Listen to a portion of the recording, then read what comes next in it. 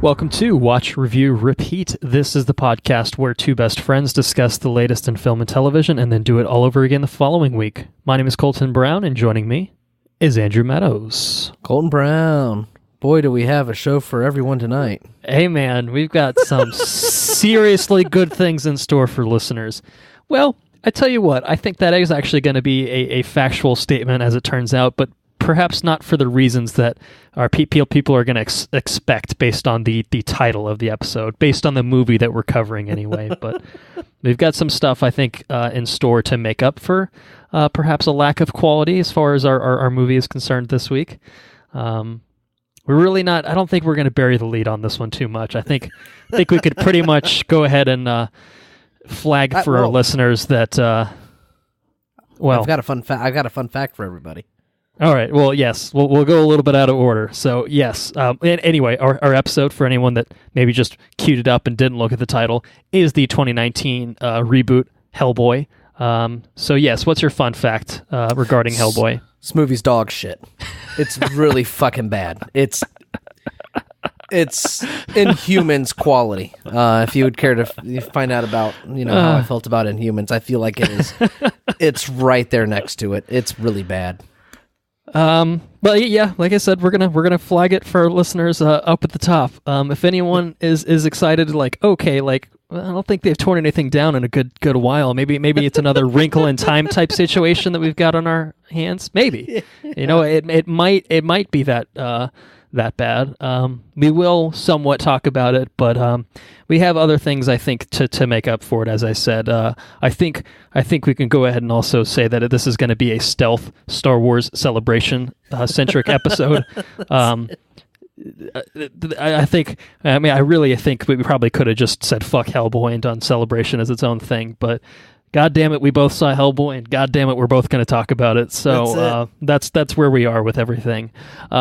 Where we are with Game of Thrones, however, is, I guess, a different story, if you will. Our Season 3 episode has been up on the regular feed for some time now. Season 4 will be joining it shortly, within the next week or two, hopefully. And that's because we're done with Season 5. We synced it. We synced all of Season 5. By the time this goes up on the regular feed for all of our regular listeners, they will find that Season 5 episode is available exclusively on our Patreon. So if you'd like to listen to Season 4, which of course is up there, has been up there for some time now, and Season 5, go ahead and head over to our website, watchreviewrepeat.com, click the premium tab up in the top left, and then click the Become a Patron button to get access to both of those episodes. Of course, it's probably also worth mentioning that Season 8 has officially begun as of yesterday, recording on a Monday after the first episode of Game of Thrones Season 8 has premiered. I think Andrew is fresh off of watching it, if I'm not mistaken. I think that's where he just was. Yeah. I have not watched it myself, but I think the plan. I think it's going to be the plan, mostly in the interest of avoiding spoilers, is that we're going to kind of go back and forth between whatever season we're covering in the rewatch and watching it as it airs, because I think I've managed to successfully avoid spoilers for this episode, which my suspicion is that nothing groundbreaking has happened yet. Otherwise, it would be everywhere. You don't have to confirm that for me. But just I figure it's setting things up more than anything else. It seems like maybe episode 1, let's get things in motion, and then maybe episodes 2 and 3 is when shit starts popping off in a big way. I don't know. That's right. I don't know. That's what I think. That's my expectation, just based on. It seems like people are obviously very excited about the show. Seemed like people enjoyed the premiere. So, for all intents and purposes, as far as I can tell, it's a good episode. Just maybe not something that pushes the needle in any sort of significant direction just yet, but I'm sure it will eventually. So I think we're going to stay on top of that. I think in terms of scheduling what we're looking at, just for our listeners, so they're aware, I have exams coming up. I'm going to be totally honest with you guys, and that's gonna put a big dent into my capability to rewatch at an effective pace. But I think it's safe to say that we'll have seasons. We'll have all the seasons prior to season 8 rewatched by the time the final episode of season 8 drops, and then we'll have a regular episode on season 8 sometime after the finale airs, probably within a week or two of that. We'll do another one. We'll complete our whole Game of Thrones coverage with a big blowout of season 8, which will probably be like 7 hours long or something like that. It'll be longer than the whole fucking season is by itself. Because I would have to imagine there'll be plenty to talk about, but we're not there yet. We've got, I guess, a month and a half to worry about that. So that's where we are with the Game of Thrones. That's where everyone is with the Game of Thrones. If you have any thoughts on the season 8 premiere, feel free to send it our way to our email, watchreviewrepeat@gmail.com. It would actually be kind of interesting if we had a rolling discussion of it with our listeners that we could incorporate into that big, blowout episode. But for the most part, I think we're gonna keep a hands-off approach and reserve discussion until we cover it in its entirety. Other than to say that, hey, we watched it and ooh, that was some crazy shit, or nothing really happened this episode. I don't know. I didn't watch it, so I have no idea what happened. But well, we got your fun fact out of the way, so we're going to jump into the news for this week, which we're going to have a lot of celebration related stuff to talk about, but there is some stuff that came out within the past week or so. I think that's worth talking about before we get to celebration, and of course before we get to Hellboy, the star of the show here. That was a joke. Let's start with a trailer. You've got a couple trailers that we could talk about. I do have a couple of trailers. Take your pick of the lot. I'm going to take the biggest pick of them all. Okay. What is it? Tell me what it is. We got a Lion King trailer. Of course we did. Got the Lion King official trailer. Oh my goodness. Yeah. Which I think we've been hyping this up for some time now. I think, I guess our Dumbo episode, we were just like, please, Lord, don't fuck this one up. I think that was kind of the takeaway from Dumbo. I don't think it's a hot take to say it, but a minute and 48 seconds of footage has me feeling very confident about the prospects for the Lion King. I think Johnny V is going to crush this one. That's what he's doing. Which I only saw the Jungle Book the once. I think when it came out in theaters, I recall liking it pretty well. I'm not sure where you were with that. I mean, it's one of those things like the Jungle Book was never something I really liked as a kid. Not that I disliked it, it just wasn't something that I had like an immediate connection to. Certainly in the way I think like The Lion King is kind of one of those tentpole Disney animated films that for me as a kid was just like, yeah, it's incredible. Yes, this is the fucking Lion, it's the fucking Lion King, you know what I mean? And so I feel like this one, it kind of means a little bit more, certainly than something like Dumbo did. Like Dumbo, whatever, crap film, but it didn't like break my spirits that like it's fucking Dumbo. It's an elephant or whatever. Like the Lion King is like it's the sacred one for sure. Yeah, it's sacred, sure. But I really feel like they're doing it right. If this trailer's any indication, tell you what, the animation looks incredible, top notch, dude. It's I've seen some complaints about it, being kind of like the juxtaposition of the hyper-realistic depiction of the lions and all the other animals. Like, how is that going to work in like a full live-action setting with presumably, them animated speaking and stuff like that? Is that going to feel weird? But I don't recall that being an issue in the Jungle Book, which obviously there was a human character in there that interacted with the animals, but I never really got like bad like Uncanny Valley type vibes or anything like that from that. So I feel like they're really going to crush it. This, and I mean the level of detail, because this is all animated. It's not like they shot plates with live action backgrounds. Like this is fucking fully rendered everything, and it does not look like that. Like it look. I mean, I saw some other discussions online, and they were talking about like, does this get nominated potentially for best visual effects or for best animated film?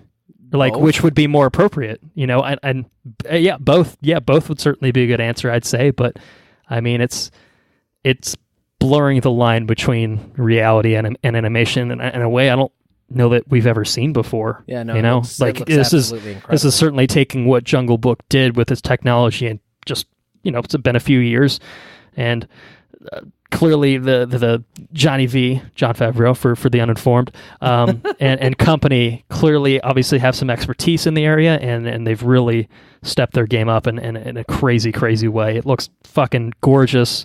I wonder what the budget for this one is. It's got to be a lot. I mean, it's got to be a lot. I would say $200 million minimum, if I had to guess. Plus the cast, I'm sure they're throwing some pretty pennies at the cast that we've got. They know Donald what they've Glover. got, though. They know the IP, man. They know what it is, and they know this. If this doesn't make $1 billion, I think it'd be the shock of the century. Honestly, yeah, no, it's gonna. This is primed, I think, to be potentially the biggest movie of the year. I think Endgame could be that, but I think The Lion King has. It's just as viable as a candidate to be that at least $1 billion, maybe $2 billion. I mean, I will not underestimate this movie. Whatever amount of movie this movie makes will not surprise me unless it's like a mega bomb or something like that. Right. Yeah, but which the more this goes, the more money it makes. I'm like, yeah, So that's where I'm at with it. We got The Lion King coming out this year, Disney. We have Endgame coming out, Disney, and we've got Star Wars coming out, the last film of the saga coming out this year. We do. And we will talk about it. We will talk about it soon. Disney's gonna make all sorts of... Oh, it's gonna be ridiculous, the amount of money Disney's gonna make. Yeah, plus they now have the Fox properties, if any of those make any money. I don't think Dark Phoenix is going to make them any money, to be fair. But if it does, even if it's just $5, it's $5 in Disney's pocket now. You know what I mean? So that's crazy. It's something. Okay. Well, I have some news. On the Titans front. The DC Universe streaming service Titans show, which apparently is pretty good from the word on the street, which is surprising. Of course, I think we talked about the trailer many episodes back that looked just god awful. The fuck Batman, the infamous fuck Batman trailer. But apparently it came out. I think DC dropped it all at once, or maybe they did. No, I think it aired week to week, and that's probably why I didn't watch it to begin with. But it's apparently pretty good. I know they have Doom Patrol on there now, which also apparently is totally bonkers, but really good as well. Yeah. So I actually subscribed to the DC Universe. They had a Batman Day deal or something like that. So it was 80 cents for a month. So I pulled the trigger. I've only watched one episode of Young Justice, the first season. That's the only thing I can talk about so far. But I think maybe in a post Game of Thrones universe where I'm not only really watching Game of Thrones, I feel like maybe I'll fire up some of the DC stuff, and I'm not expecting you to watch it, so I'll probably report back. I know how it goes, but I'm curious how Brendan Fraser is. I haven't seen him in a hot minute. So he's definitely been absent from any of the screens for a long time. But on the subject of Titans, this actually does tie into Game of Thrones. Now that I think about it, Iain Glen has joined the cast of season 2, and you may recognize him as Ser Jorah Mormont from Game of Thrones, and he's going to be playing none other than Bruce Wayne / Batman. So holy shit, that's pretty interesting, and obviously he's an older actor, so it's an older take on Batman. The official character description is that after decades of fighting crime as Batman, billionaire Bruce Wayne is just as driven to protect Gotham from evil as he was in his prime. Needing to reconcile his relationship with Dick Grayson, the duo hope to forge a new dynamic as Bruce tries to help his former sidekick and the Titans achieve success. So it seems like Dick. Okay. Seems like Dick. Kids can be so mean. It has gotten over his fuck Batman mentality. At least if that is any indication, he's turning over a new leaf. He was Robin for a bit. Maybe he's going to be Nightwing in the upcoming season. I'm not sure, but he's Khaleesi. Yeah. Forgive me, Khaleesi. I tell you what, Dick. I think he could do it. I think he could totally be an older Bruce Wayne. I really like this casting, honestly. Yeah, I think it's good. I mean, I feel like I've really only seen him in Game of Thrones. I think he played Wesker in one of the Resident Evil movies. I could be wrong. What? I don't know about that. And make a note that will not be the only time that Resident Evil comes up as a point of comparison for anything in this episode. But Titans season 2 sounds really fucking interesting. I know Jason Todd was in a few of the episodes, which he was like the current Robin, I think, with Batman and that. And he's like a series regular now. They're bringing in fucking Deathstroke and Deathstroke's family, like Ravager, and I don't know, man. Sounds wild. Oh, and they're, I guess, sort of season 1 spoilers, but who cares? They're bringing in Superboy and Crypto, the super dog. Oh man. So I don't know, man. Like, that sounds pretty fucking legit to me, honestly, is the fact that they're just going for it with this. Like, that's cool. I know it's kind of got a weird kind of tonal thing where it's, a little bit dark and stuff like that. But yeah, I think this sounds pretty good. You just sent me a picture of kind of looks like the Batman the Animated Series. I think it's Batman. It's Batman Beyond. Batman Begins. Batman Beyond. That's right. Yeah, Batman Beyond. The Batman Beyond, older Bruce Wayne. With I can totally see it. I can see it too. I'm happy with that. I think he'll sell that role. I think he'll be good. So my mission for the summer is to watch Titan season 1. I will report back and let you know how it is. I think season 2 is expected in the fall of this year. Okay. So I won't. I'm not going to make you do it, but I'll see how it is. I'll let you know. All right. Yeah. So what other trailer do you have? I have a little anime trailer called Weathering with You from the folks of My Name. Your Name. My Name? Your name. That's the one. Yes, and it looks delightful. The animation looks incredible. Looks like it's going to be another sweet tale of love, and probably be a tearjerker if I were to guess. Yeah, I can already get even like when the music like kicks in like halfway through the trailer. I'm like, oh, here we go. Here we go. You know what to expect. You can't fool me once, shame on you. Fool me twice, shame on me. They're not fooling me now. It's another one where the animation, I mean, it's obviously a very different style of animation. You got your 2D animation here, but it looks just as gorgeous as The Lion King does for different reasons, you know what I mean? As kind of the pinnacle of the style they're going for, I guess. Yeah, I mean, director Makoto Shinkai, Your Name came out, I guess... 17?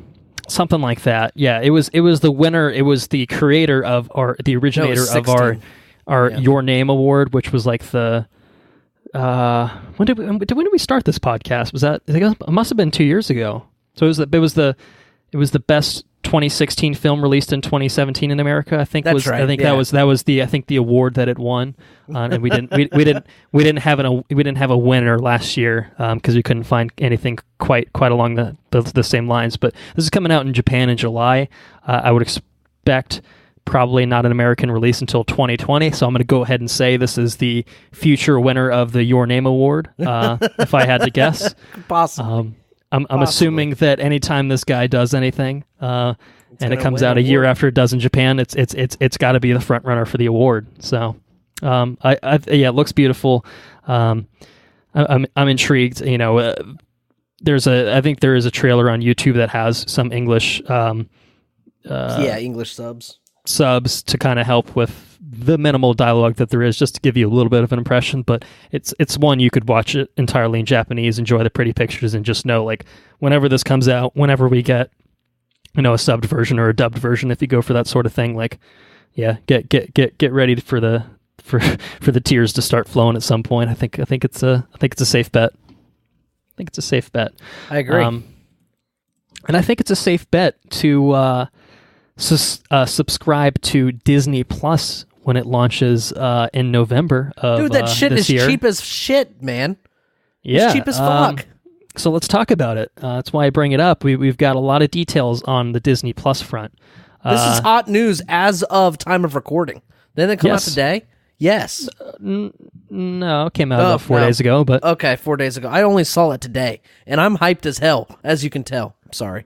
Well, we've gotten some more Disney Plus news at Star Wars Celebration, which we'll also talk about. Okay. The news that came out a few days ago was that November 12th, 2019 will be the launch date for Disney Plus. It's going to have a ton of shit coming out at that time. I'll talk about that in just a second. But in terms of details, $6.99 a month for the streaming service. And for the amount of content that they seem to have even on day one, that seems like an exceptional value.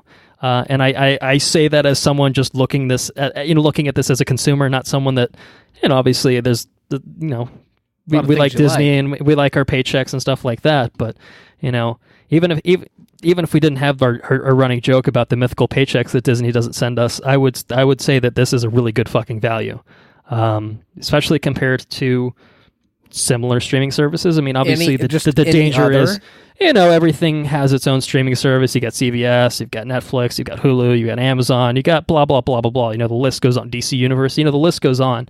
But I really feel like the value proposition here seems exceptionally strong.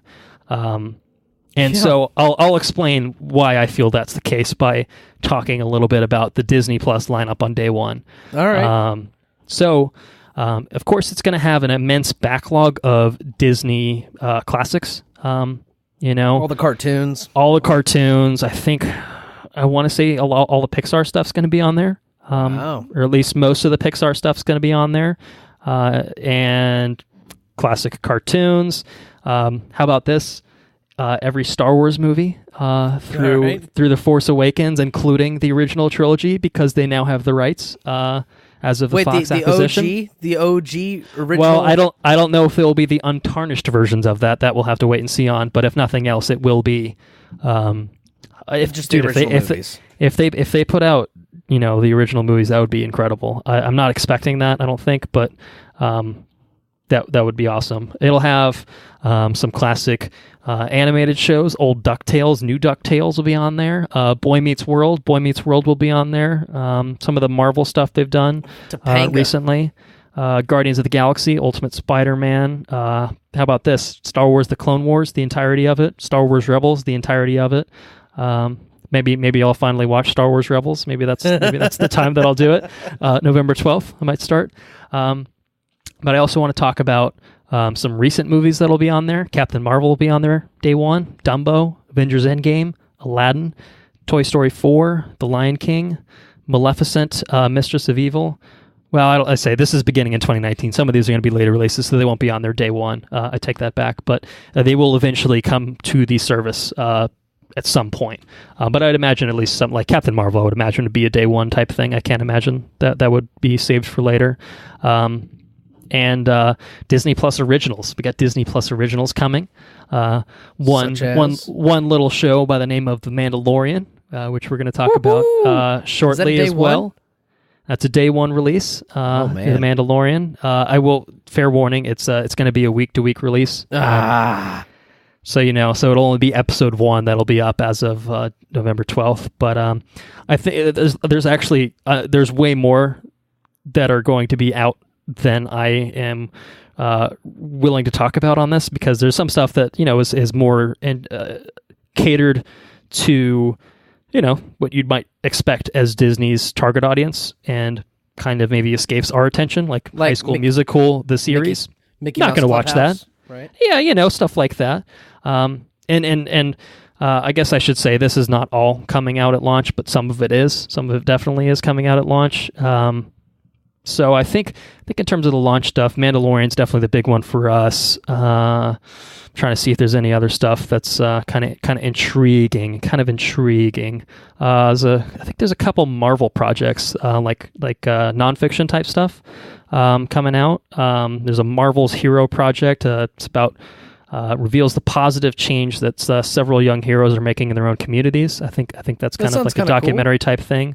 They're doing a What If animated series. And I think one of the episodes, this isn't a launch one, this is going to cover, I think the first episode is what if Peggy Carter got the super soldier serum instead of Steve Rogers. Oh, shit. So that's intriguing. Trying to say, there's other stuff. Oh, Lady and the Tramp. They're doing a Lady and the Tramp retelling. I think it's a live action movie with the voice talents of Tessa Thompson and Justin Theroux.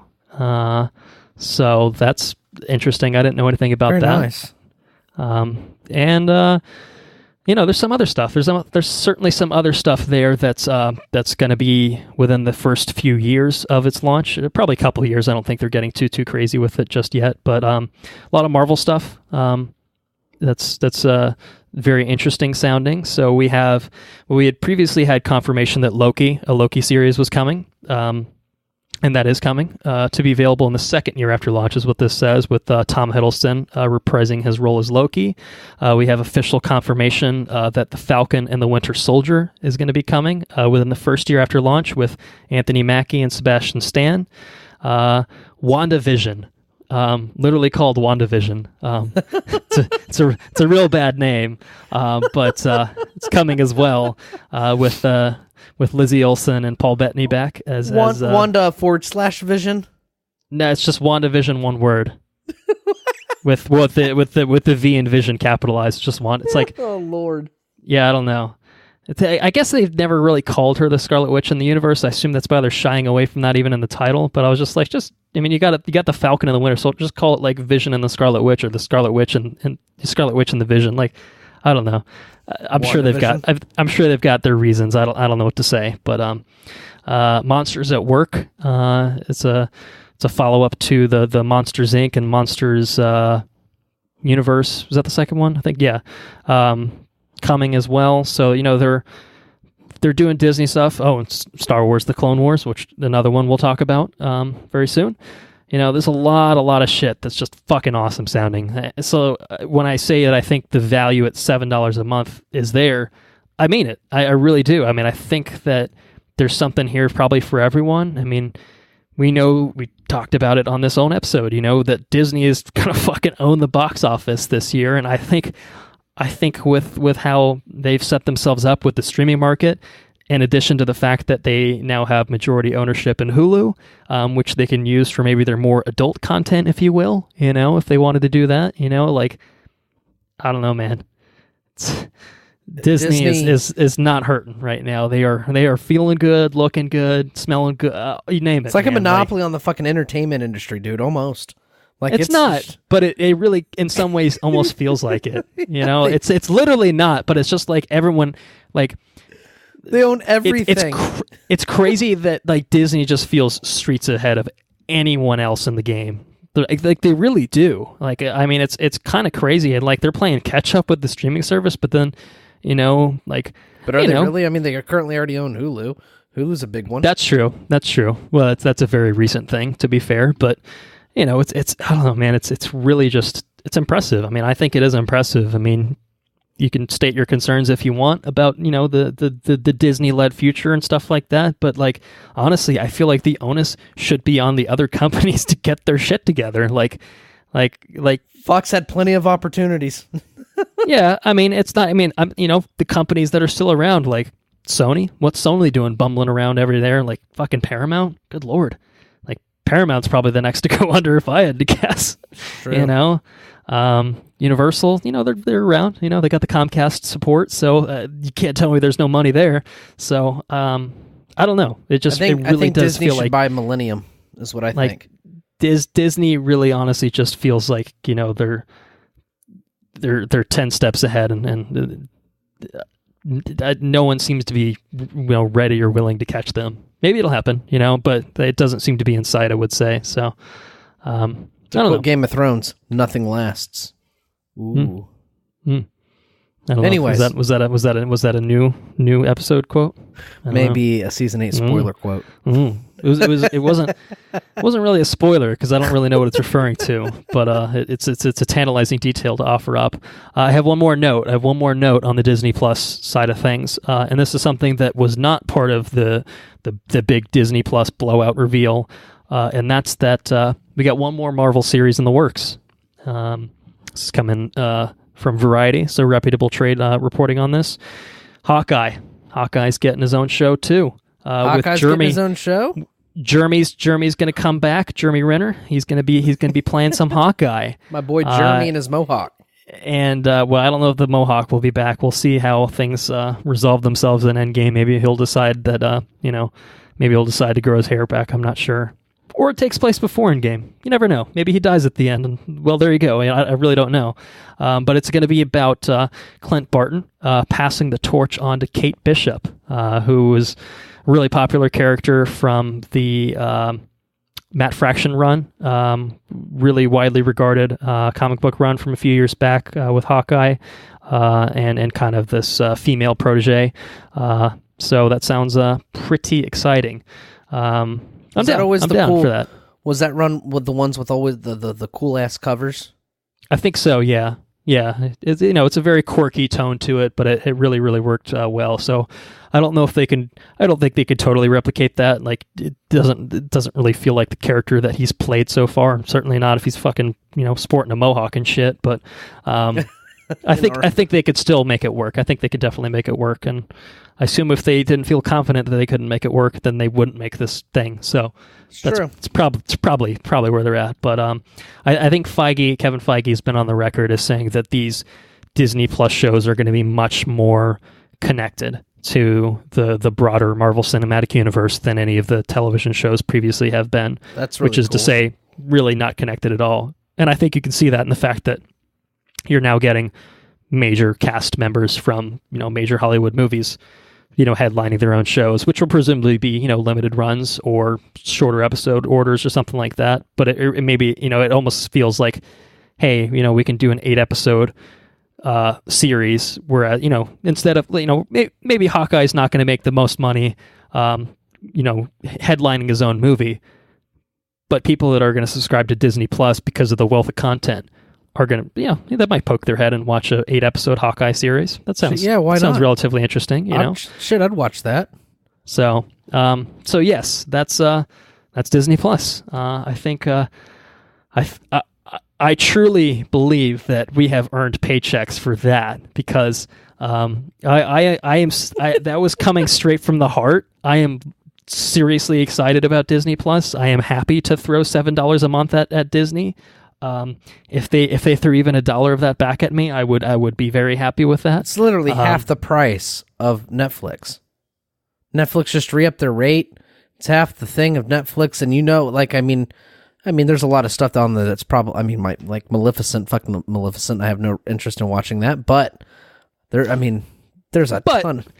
If you were going to watch it, you would watch it because you're already subbed to Disney Plus, not because you're going to go wander in a theater intentionally and watch it. I think exactly. there is value there, for certain things. There's a lot of things I've watched on Netflix that I normally wouldn't watch. Right. So what I mean, you set your expectations pretty low and you're just like, fuck it. A couple hours of my life. What's the worst that's going to happen? Sometimes It's Hellboy. Sometimes that's the worst that's going to happen, but not always. Usually not the case. It was the case with Hellboy, but we'll get there. Let's talk about Star Wars Celebration. As I mentioned, this is a stealth Star Wars Celebration episode. Don't you worry. We will talk about Hellboy with expansive details. It's not true. There's not much to say other than, man, it's really fucking bad. But we will talk about it. We will. I promise you. So Star Wars Celebration. Well, it was a 4-day event held in Chicago this year. Unfortunately, neither Andrew nor myself were able to make it. Neither of us live anywhere near Chicago, nor do either of us have the time or money to have the ability to even go. We certainly wanted to. I think that's probably a safe statement to make. If I'm not mistaken, we went 2 years ago when it was held in Orlando, a little bit closer to where we both lived at that time, and it was a blast. I think it's one of my favorite Comic-Con-esque experiences that I've had. I mean, we did all, I think 3 days it was then. I think it was 4. Yeah. I think it was 4 or 5 days this time around in Chicago, but it was awesome. I mean, we had. We slept on a concrete floor and were uncomfortable as shit and didn't make it into the Last Jedi panel. So we got into the overflow room. And so, there were certainly drawbacks to it. But when I look back on it, I really think it was an absolute blast. And I absolutely have plans to do a celebration at some point in the future, time and financial status permitting, which it was not this time around. But, the fine folks over at Lucasfilm, StarWars.com, they did a really awesome job. They streamed a lot of the panels on YouTube. I know they did that when we were there as well. But when you're actually there in person, it takes on a little bit of a different vibe. But I have tried to experience a lot of the panels digitally as much as possible, as much as my current time and schedule permits. And we got a lot of good stuff. We got stuff on the movies. We got stuff on TV shows. We got stuff on video games. There was I haven't looked too much into it, but there was a lot of stuff on Galaxy's Edge, which is the theme park component that's opening up at Disney World and Disneyland. And so that's fucking cool. I would like to look into that. I know they put out some stuff. They had like an episode 1, The Phantom Menace 20-year anniversary type panel, which I believe is up on YouTube, but I haven't had a chance to watch. They had stuff on Star Wars Resistance, the TV show currently airing. But there's some stuff we're going to talk about in a little bit more detail. And those are the ones that we're going to get into right now. I think starting with the big one, starting with the big panel they had on Friday for none other than Star Wars Episode 9. Ooh. You know, a little movie called Star Wars Episode 9, or is it called Star Wars Episode 9? What's the official title, man? What is it? We know it now. The official title is Star Wars: The Rise of Skywalker. Oh my goodness, what's it mean? What does it mean? What does it mean? Oh man, it's lots of theories floating around. You know, Star Wars fans always like to posit a few theories. Someone's bound to be right. Lots of people are bound to be wrong. I don't know. It's certainly a provocative title. I think we can say that up front. You know, it's certainly something that, you know, if your first question is, what does it mean? You know, it's like, okay, you know, it's not Star Wars, the First Order loses. You know, it's not Star Wars, Carrie Russell is Rey's mom. You know, it's not anything like that. Although maybe she is. We haven't seen anything on her character at all. So maybe we don't know. I don't know. It's not what I expected. I will say that. But I like. You know, they're really, really leaning into this being the end of the Skywalker saga. Like, it seems like they're kind of cooling the jets on the mainline Star Wars entries, you know, and maybe they do an episode 10 through 12, but it really seems like Lucasfilm is content to let this be its thing and then just explore other sides of the universe for a while, instead of just being like, episode 10's happening in 2021, baby, you know what I mean? Like, it really doesn't seem like they're going for that.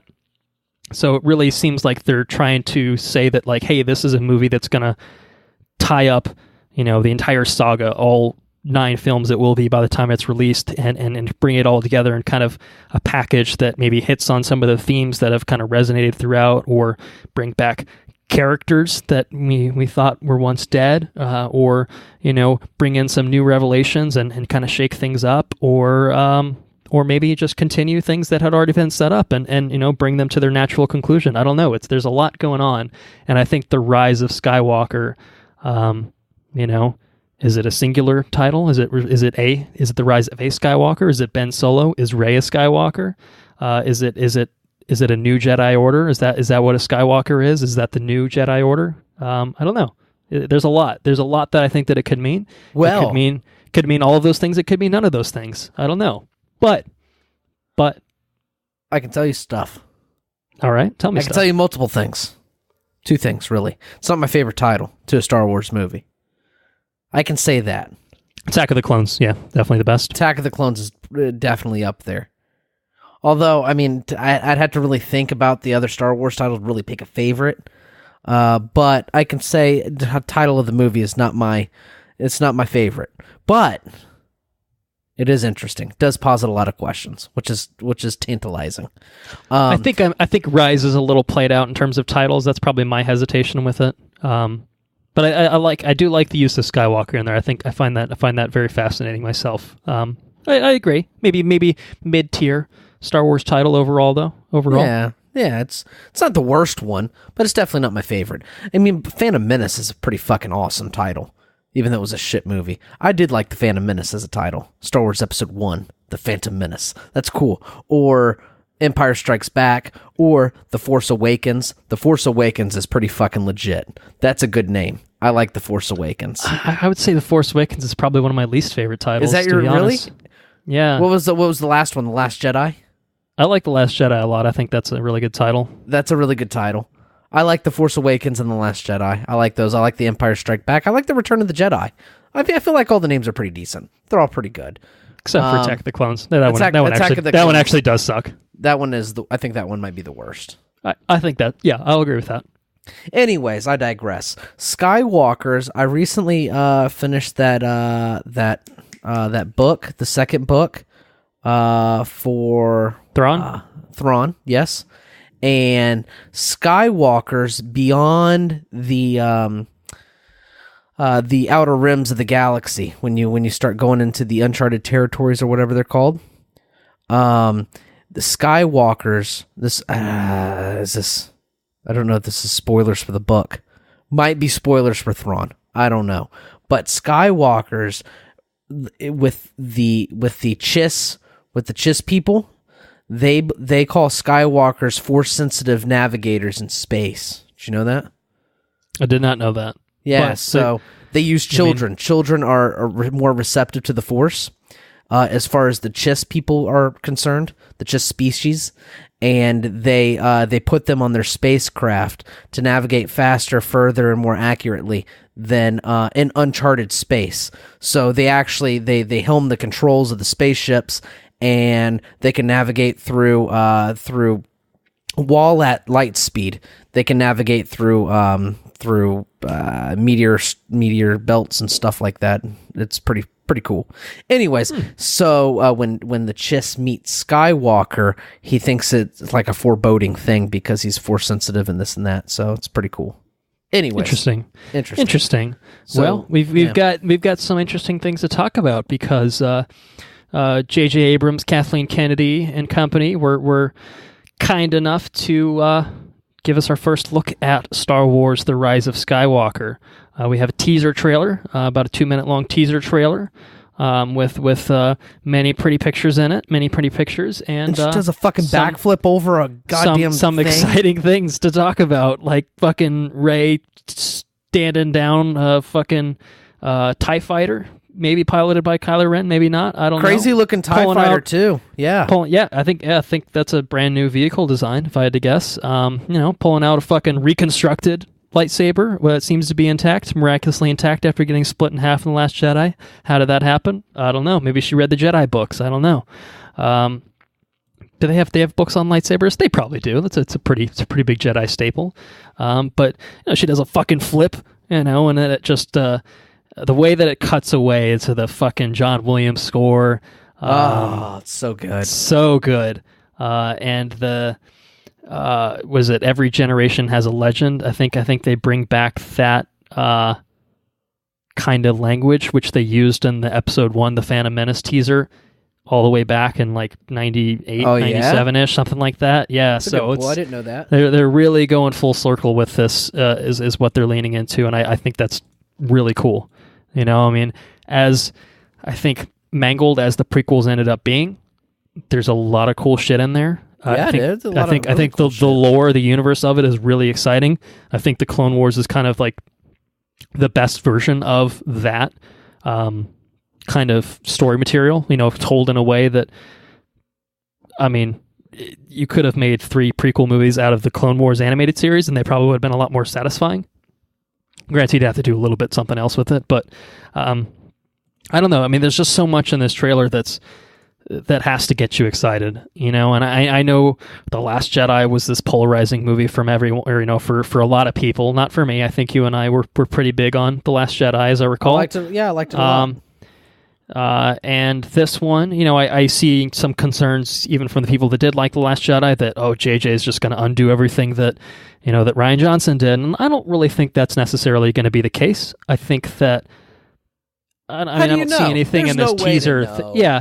It's one of those things, like people have already predicted this entire movie from watching 2 minutes of footage and have either written it off or driving themselves mad, just talking themselves in circles. And I'm just like, I like what I see, and I'm not going to pretend to know what any of it means. Anything, really? I have speculation, certainly, but what I see gets me excited. I see exceptionally well composited, exceptionally well shot teaser and well put together teaser with lots of fucking cool things happening in it, and are they on Tatooine? Was that Jabba's palace in the backdrop of that opening sequence there? I don't think I think it could be Tatooine. I don't think it has anything to do with Jabba's palace, though.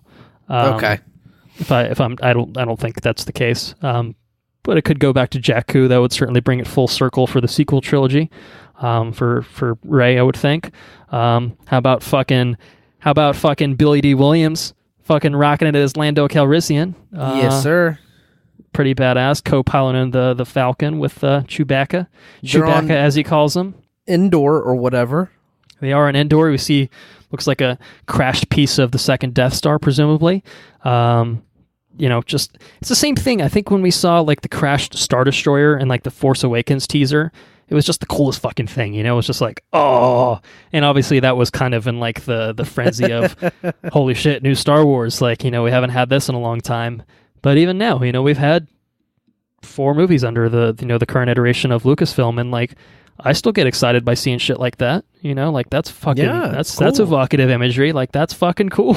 I don't know what's happening. I don't know why they're there. But we do hear a very sinister laugh. Maybe that has something to do with it. If I had to guess. Palpatine laugh at the end. What the fuck's that all about? It's fucking Palpatine laugh. Let me ask you this: have you watched any of the panels? I guess I'll go ahead and get that out of the way. No. Okay, but you've watched all the trailers and stuff that have come out, I assume. Everything, at least the ones that are on the list, anyway. I didn't see the Mandalorian teaser trailer. I saw the behind the scenes reel though. Okay, yeah, it's not very long, so we'll get there. So I watched the Rise of the Skywalker panel. I watched the Mandalorian panel, and I think that might be the only 2 that I watched. I was thinking I watched a third one, but I don't recall now. I have watched other panels. We'll talk about that later too. But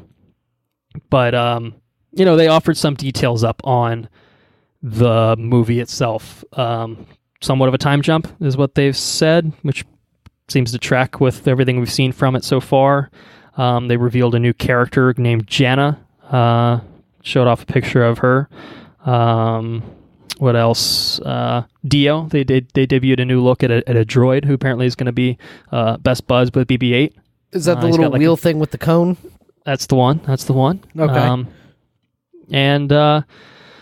Yeah. I mean, I was like, I said that all for some reason. The reason I said that is because they showed the teaser. And then, everyone's losing their fucking minds in the audience, understandably.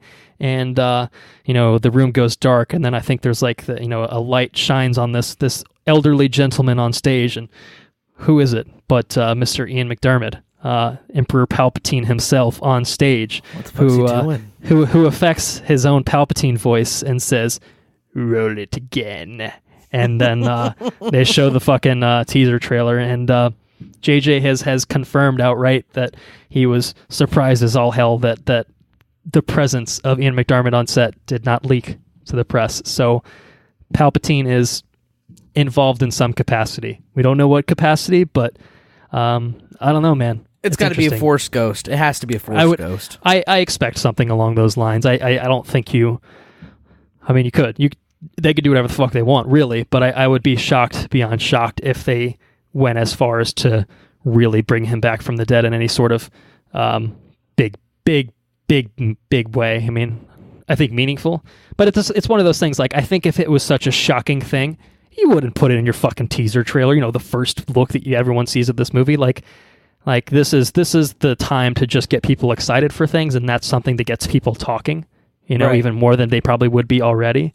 And so I think that the fact that it's here already, I think anything you see in this trailer should not be like, again, like you could make up your own version of the movie in your head, but I don't think there's enough here to draw any sort of conclusions on anything. I don't think you can. It's like the bandolier. They all thought Chewbacca gets it at the end of The Force Awakens. Remember that? Yeah. And it's one of those things that's like, if you could piece together the whole movie from one thing, like or from any little thing, if there's any like one major nugget of detail in this, they wouldn't put it in there. You know what I mean? Like this is so deliberately constructed to give you a very specific vision of this film, and that doesn't mean that the film itself is going to reflect that vision. I encourage anyone to watch any of the previous Star Wars trailers they've put out and pick it apart. Have that knowledge of like, oh, this is what the movie's actually like. Go back and watch it. You know, I'm like, what does it mean? What does it mean? You know, like, I think all through Force Awakens, Finn was framed as the new Jedi character. I don't think there was really any inclination towards Rey being Force sensitive or anything like that. You know, true. It was very much intended to be a misdirect on that front. I think all the marketing material had, you know, Finn with the lightsaber and everything, and obviously he did use it, but you know, they really, I think, held back on a lot of stuff, and I think that's absolutely going to be the case with this here. So for my money, I'm fucking super stoked for Star Wars: The Rise of Skywalker. Yeah, I'll be there day one. Unbelievably hyped. I will say that.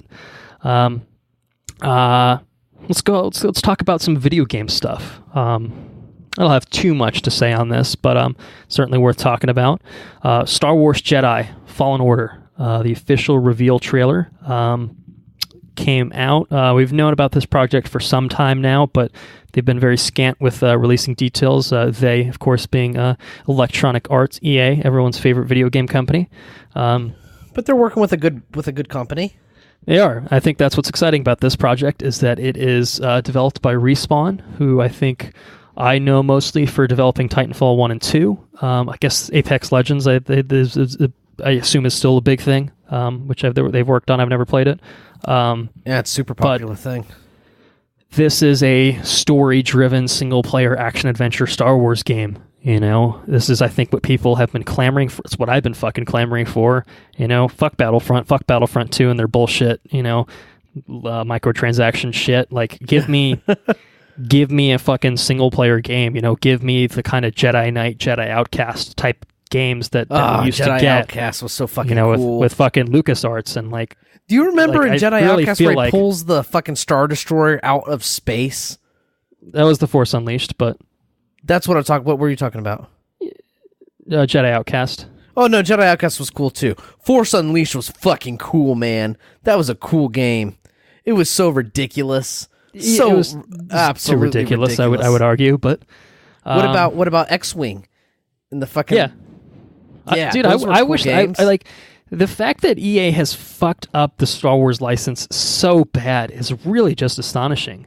Like they've really fucked it 2 times in a row and have put out nothing aside from like some mobile games, and it's just like, dude, like look at what LucasArts did with like the Star Wars license. I mean, their own license, I guess, and like there was always like 2 games Shadows coming out a Empire. Year, and they were like really varied types of games too. You know, you had RTSs that were coming out, and you had like Republic Commando was a first-person shooter. You had the Old Republic, which I guess there is a version of, I think, the Old Republic still around these days. I'm not sure. Well, you had the Old Republic, and then you had that other one, Star Wars. Was it Galaxies or something like that? Galaxies, yeah, that was a super popular MMO. I mean, they had all sorts of fucking video games. It's like, remember Knights of the Old Republic 1 and 2, and it's just like, there's so much there. And like, it's crazy because, especially in this new modern era of Star Wars properties, like you're getting a television show left and right, you're getting books left and right, you're getting comic books left and right, you're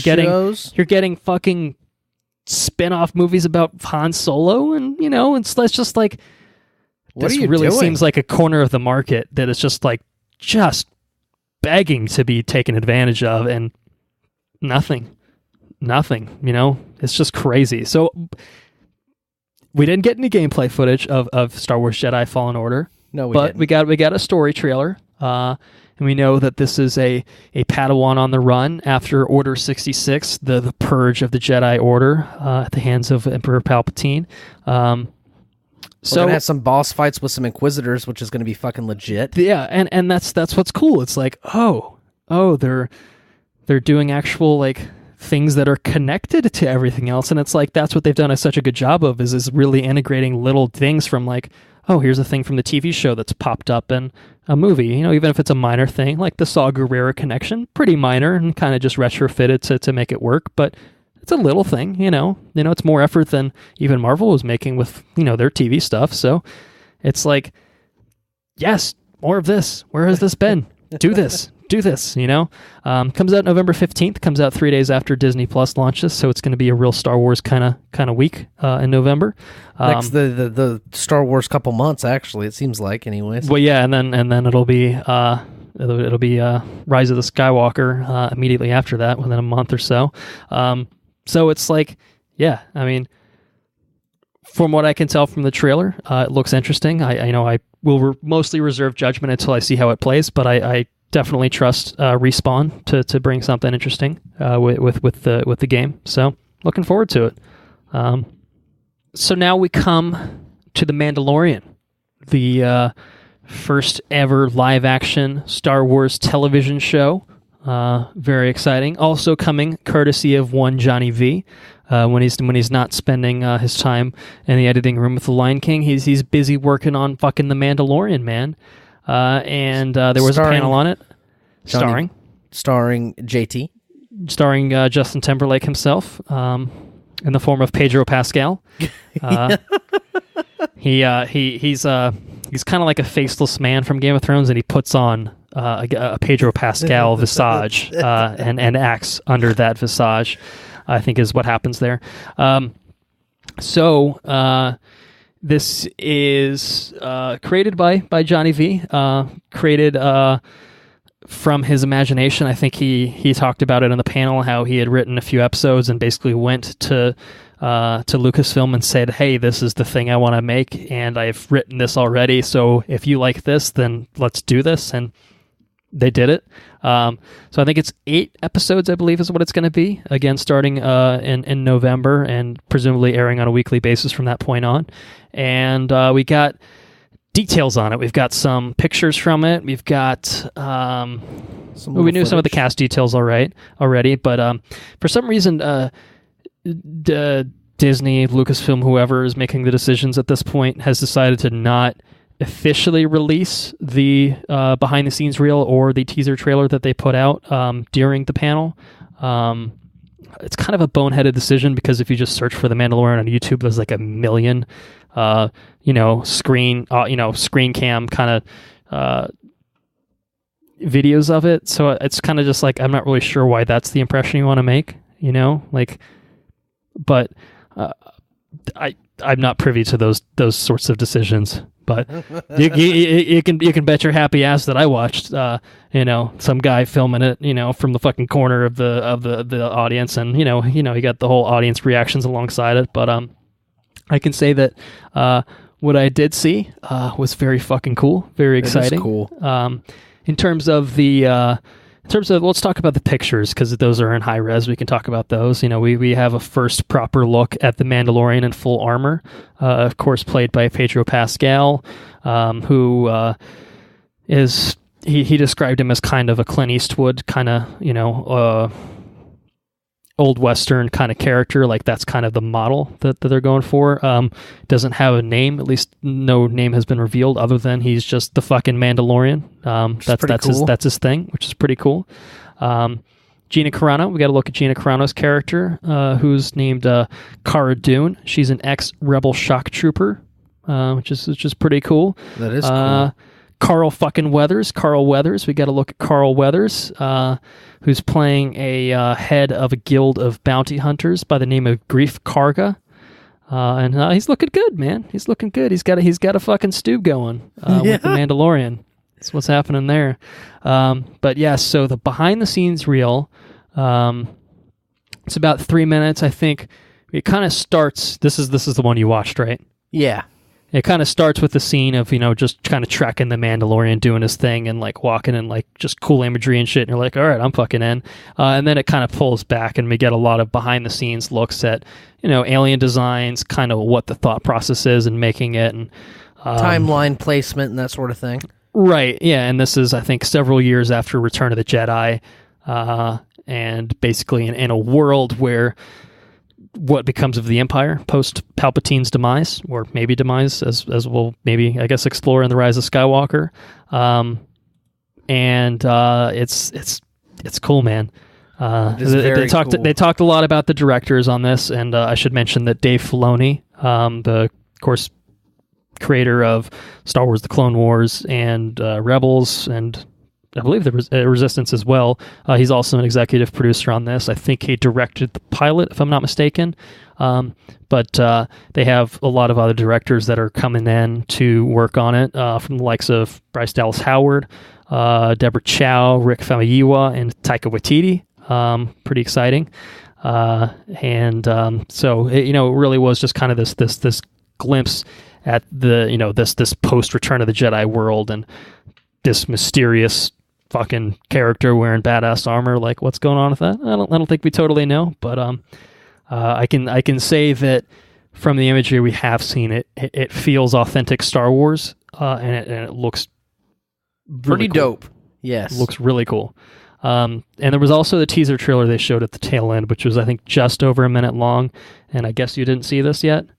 No, I didn't see that one. Yeah, no, I didn't catch that one. So this one was more just straight up story type stuff. We got another look at the Mandalorian. He gets into a bit of a tussle with Gina Carano's character. We get a look at Werner Herzog's character, who provides a narration kind of about the Empire. Giancarlo Esposito's character, it looks like he's part of the Empire. He looks like a fucking boss. He's piloting a TIE fighter at the end, looking like a badass. It's some cool shit. Creature designs, alien designs, gunplay. It's all there, man. It's live action Star Wars on TV, and it looks awesome. like high quality live action Star Wars on TV at that. I've got it playing in the background right here. You're gonna catch live trailer reaction. Live trailer reaction right now, guys. All right. So he's walking across this giant thing. Listen to his beeping thing. He's got that badass rifle on his back with that cool ass circle door, which isn't very efficient because when the circle door closes, I'll tell you, you're kind of pretty sure you're watching the wrong thing. Am I watching? It says teaser trailer. How long is it? That is totally the wrong thing. That's the thing I've already watched. Well, let's do this. I have it queued up. We're gonna make it easy. Okay. I'm gonna send it to you now. You're gonna watch it, and then we're still gonna get your live reaction, but we're gonna get your live reaction to the right thing this time. Okay. All right, here we go. All right. People are hyped. Let's do it. People are hyped. All right. You gotta narrate the whole thing. You gotta. Looks like we have the ship from what's it called? That one over there. Which apparently they made out of miniatures, which is pretty badass. Oh shit! They're kicking ass. Kicking ass. They said a bit. Oh, and then they end it with a pistol draw. Pistol draw. Classic. Who's gonna win? Probably both are gonna survive, if I had to guess. Little narration. Werner Herzog narration. Badass flame trooper. Mm-hmm. Fucking blowtorching. Bill Burr. Fucking Bill Burr with 3 pistols. Interesting. Yeah, he's got a shoulder pistol. What? Some shit going on. A little Carl Weathers action. The fucking devil-looking dude from the cantina. Dude. We got... Yeah. Oh, IG-88 doing some crazy shit. What? Apparently it's IG-11. Apparently it's not IG-88. Just a droid of the same model is what we've been told. It looked fucking crazy, though. It looked pretty crazy, Somebody bashing that stormtrooper hat off. The helmet. Yeah. He's got some sort of fort gun. Holy shit. Yeah. That looks pretty dope. I'm pretty excited about that. It'd be a little bit more dope if we could see it in high definition, and I don't know. We'll see certainly footage at some point. I guess maybe they didn't want this to be their first reveal. Is that the Los Chicos guy flying that? Los Pollos Hermanos. Yes, is that who that is? That's right. That is exactly who that is. It is. Oh, wreaking havoc. It looks like. All right. Pretty badass. I'm all aboard badass. that train. Yeah. And I think that might be the first time we've ever done a live watch of anything on the show. So I hope you guys enjoyed that. It was fun. I think we did a good job of narrating it. If anyone wants to watch YouTube, there's tons on there. I guess you just need to find the right one. I guess that's a lesson to be taken away. But the last thing to talk about, we're in on the Mandalorian, no questions asked. Last thing to talk about is another TV show called Star Wars: The Clone Wars, the revival of Star Wars: The Clone Wars, which was sadly canceled many years back. Season 7 is coming along. Dave Filoni back in the creator's chair with this thing, and I think 12 more episodes. This is coming to Disney Plus exclusively. So we got a 3-minute trailer here. And very much seems to center around Ahsoka and, her kind of leaving the Jedi Order and kind of how that shapes her characterization and probably, I would think, informs her character before we see her, return in Rebels. There's more cool I mean, it's just more cool shit, man. Like, it's cool shit. It might be Star Wars overload for some people. Maybe people are sick of hearing us talking about Star Wars for probably now a half hour or whatever, but I cannot get enough Star Wars in my life. Ahsoka's so acrobatic in this trailer too, dude. She is. She's doing some crazy stuff. How about that the tease of a duel with Maul at the end? That was pretty cool. Crazy. Yeah. Pretty cool. Definitely looks, I'm not sure what the timeline is going to be, because she definitely looks significantly older than she did in the Clone Wars, at least last part I saw her in. In a growth spurt, she's in definitely younger than her Rebels counterpart, but by a few years. So I'm not sure exactly where the chronology will fit into this. I think it's 12 episodes they're doing. I think it might be 3-4 episode arcs or something like that is what they're working with. Okay. But it's, I don't know, it's cool. Like, more Star Wars. You know what I mean? It's like, you've got animated shows, and you're gonna have live action shows. And I don't think we talked about it, actually. I think I forgot to talk about it. They're still doing the fucking Cassian Andor show. The Rogue One prequel show exclusively for Disney Plus with Diego Luna, and they officially confirmed that Alan Tudyk will be back as K2SO for that. Not surprising, I don't think, but also good to have confirmation regardless. So, and I honestly, I mean, this is just the beginning. It's like, I don't see a world where Disney Plus is not a rousing success. Yeah, I'm with you. Or even if it's not like a rousing success, I don't see a world where Disney just cuts support to it after a year or two. Like, I think Disney's committed to it, in a big way, and I think we'll see the fruits the fruits of that labor come through, in the years past its launch. I think we'll see more cool shit. You don't think every person with a child won't spend $6 to have all the Disney content?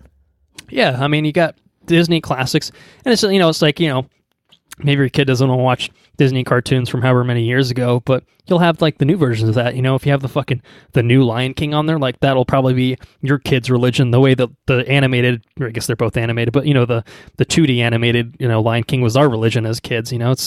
It's just passing the torch to a new generation. Updating these stories for modern audiences, and it's so good. And it's all of it, man. It's really impressive what they've put together. Clone Wars looks great, man.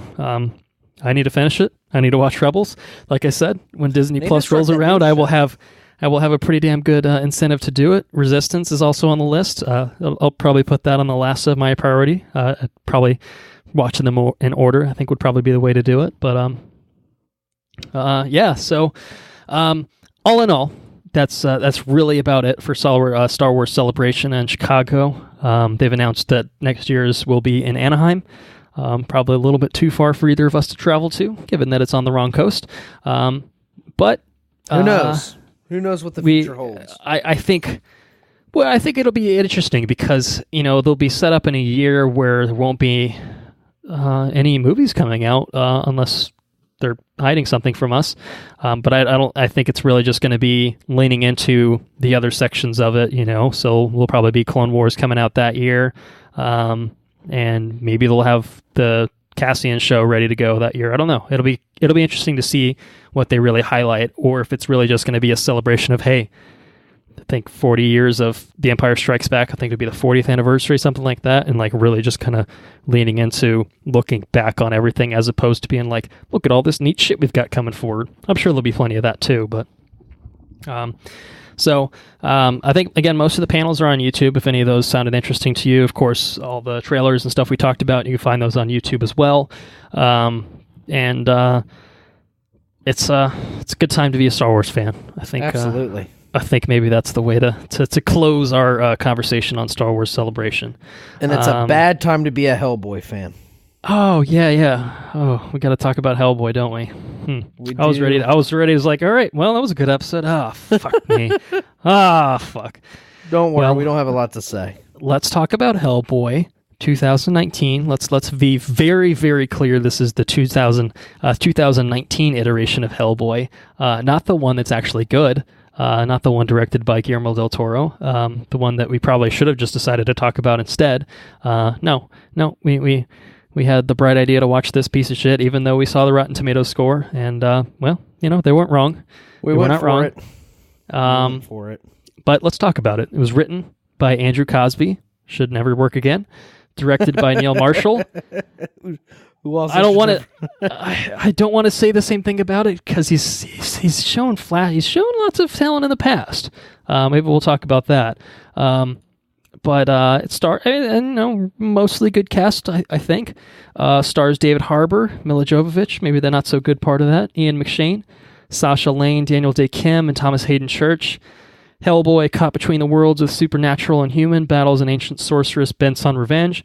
Box office, this bombed like a motherfucker, appropriately so. $12 million opening weekend, landing at number 3 behind Shazam in its second weekend, and Little, I think, in its first weekend. And if you're questioning what Little is, that should tell you how well Hellboy did. I don't think it got a worldwide release. I'm not sure if it will. I hope it. I guess they spent the money on it. I guess they might as well pony it up and show it to as many people as possible. Maybe they'll eat this shit up overseas. I doubt it, but I guess it's maybe worth a try at some point. But they didn't do it this weekend. So Hellboy. Hellboy was a terrible movie. This was a borderline unwatchable film, in my opinion. Embarrassingly shitty. One of the worst movies I've seen in a long time. Easily the worst movie I think I've seen in 2019. Probably the worst film I've seen since A Wrinkle in Time last year. And I would probably put it in that same category of just, I cannot believe this movie got made in the way that it did and released in the format that it did. And I think that covers it. I actually, funny thing you say, it's borderline unwatchable. I actually didn't watch chunks of this movie. I actually couldn't stay awake. It was I couldn't stay awake at noon at the movie theater. It just lulled me to sleep. It's fucking terrible. It's a really terrible movie. I know we talked about the trailers, a little bit. The first one was just like ooh, okay. And it seemed like it somewhat got better until that last one came out. And I know we talked about that, I believe, on the Shazam episode of being like, oh man, this looks real bad. And bear in mind, we recorded that before the reviews broke. So that was just like a gut feeling reaction of just like, oh God, this looks so bad. We were right. We were very right. I'm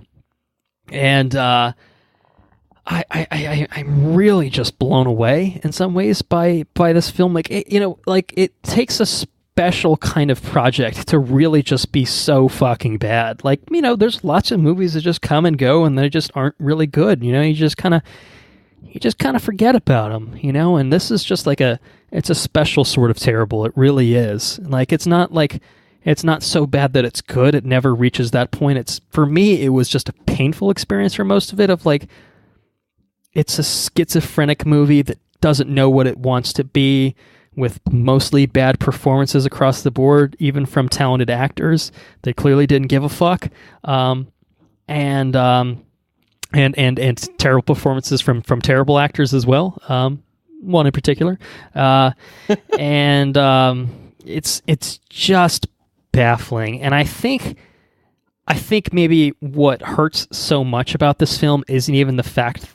It isn't anything within the film itself. It's the mere existence of this film that hurts, because it's like, I will admit on the record, I have not read any Hellboy comics. I could not tell you if this is more accurate to the comics than the Del Toro films were. What I can tell you is that even if the Del Toro films were loosely inspired by the graphic novels, the comics, or whatever, I don't care if they were less faithful. They were light years better than this piece of shit. And really, really fucking creative films, and well acted, and like made by someone like Guillermo del Toro, who never phones it in. Never in his life has that man phoned something in. Take it or leave it with what he does, give 100,000% to. But he fucking gave Hellboy his all, and really made those films exceptionally memorable from different, for different things, like fucking Ron Perlman is iconic as Hellboy. He is, man. Like, and like even the creature designs, the whole world design of those Hellboy films was so interesting and so intricate. And this one was not.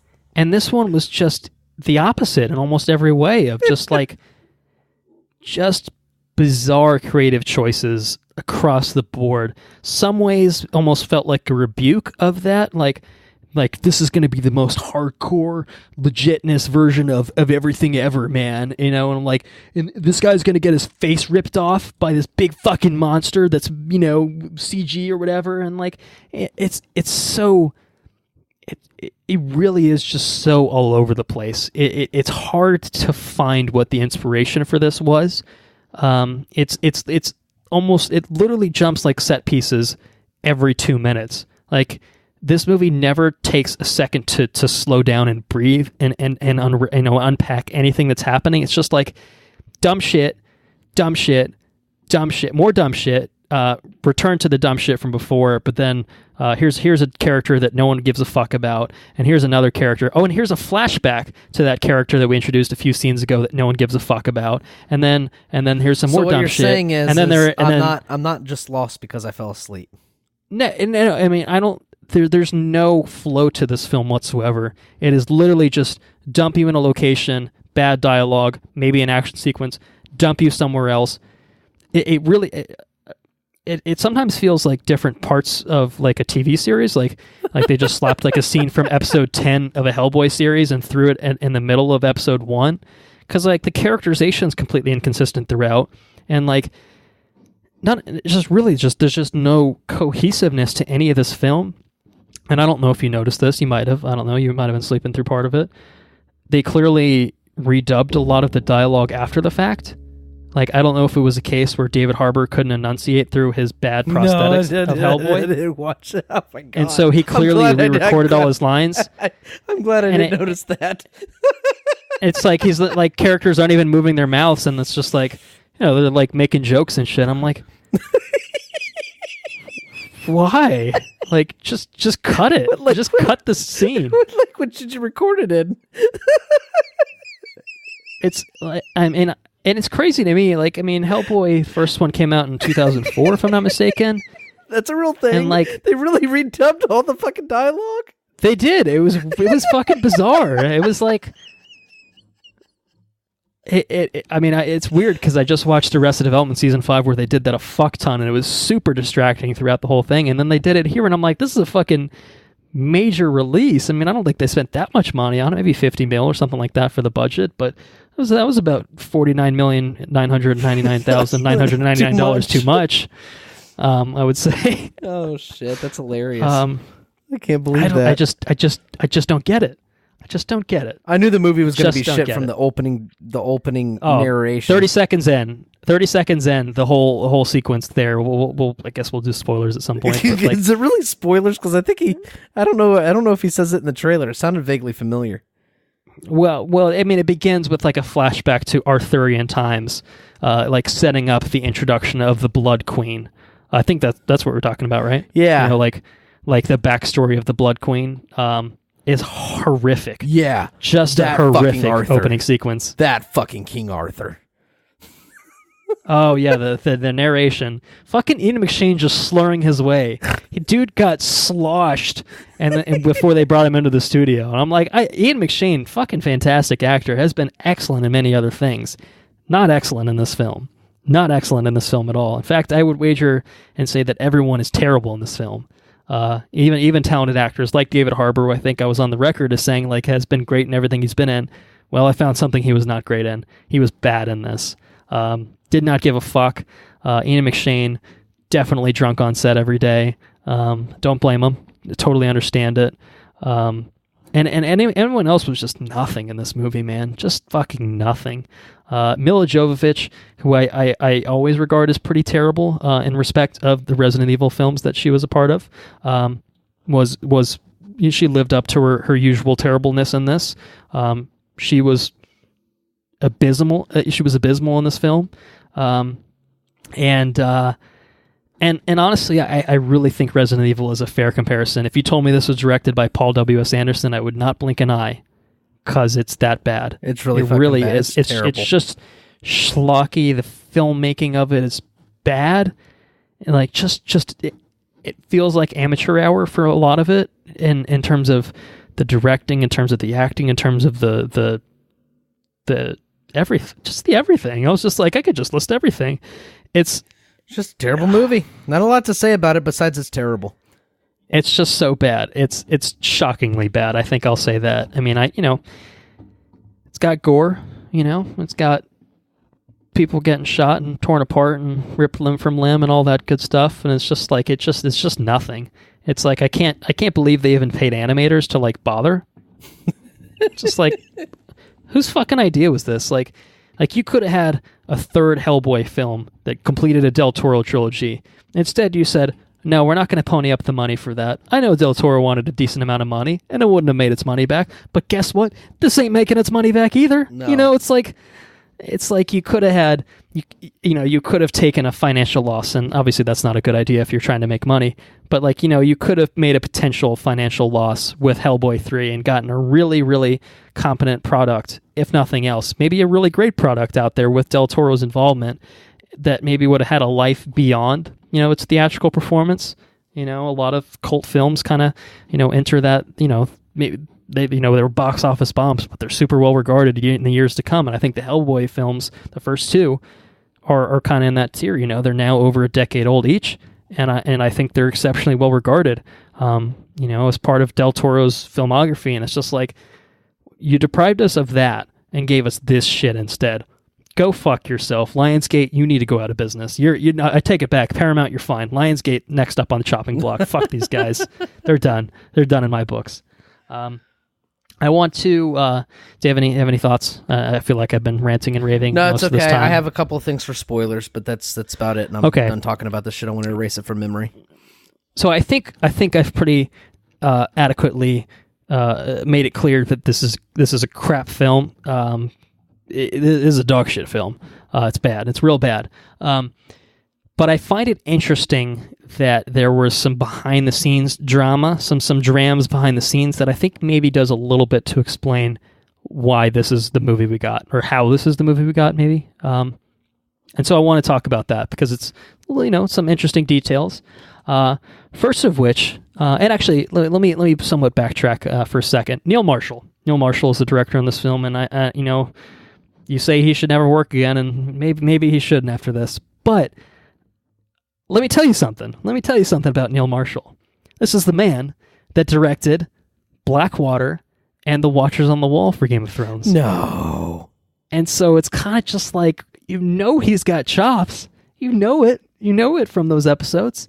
He did Doomsday back in 2008, which I haven't seen in a hot minute, but that was a movie that took a weird blend of genres and made it work somehow. And it's like Hellboy almost feels like it could have been that, but it wasn't in any way. He did The Descent back in 2005, the horror film, and the caves and shit. Is that the one where the people go spelunk like in the cave? Yeah. Okay. Yeah. All right. That was kind of cool. It's like, what the fuck happened here? Really, I mean, what the fuck happened here?